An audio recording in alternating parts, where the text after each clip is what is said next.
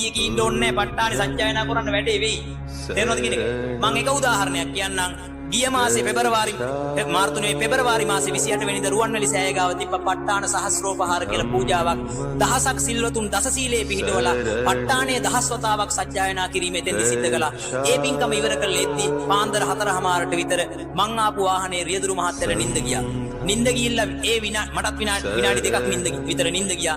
ඒ නිින්ද ගියපු වෙලාවේ මට හීනයක් දැක්කා. හීනේ තමයි මං ගියපු ජිප් එක පෙල්ලෙනවා පල්ලෙහාට පෙල්ලිලා. ඒ වාහනේ හිටියා මාස 7ක් විතර දරුවෙක්. ඒ දරුවා ලොරියට යට වෙලා චප්ප වෙලා ලේ විදිනවා දැක්කා.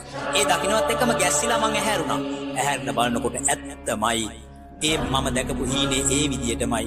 පාරේ වම් අත පැත්තේ ගියපු වාහනේ මේ සුදු ඉර කපලා සුදු ඉර මග ඇරගෙන හැරිලා මේ පැත්තට ගිහිල්ලා මෙන්න මෙතනින් ඉස්සරහට පනින්න ඔන්න ඔච්චරයි. තව තප්පර භාගයක් මට නිින්ද ගියා නම් අර හීනේ ඒ විදිහටම සිද්ධ වෙනවා. මතක තියාගන්න මේ ප ဋ ාණේ සජ්ජායනා කිරීම නිසා කවුරු හරි කෙනෙක් මට ඒක පෙන්නුවා. මම දන්නේ මොකක්ද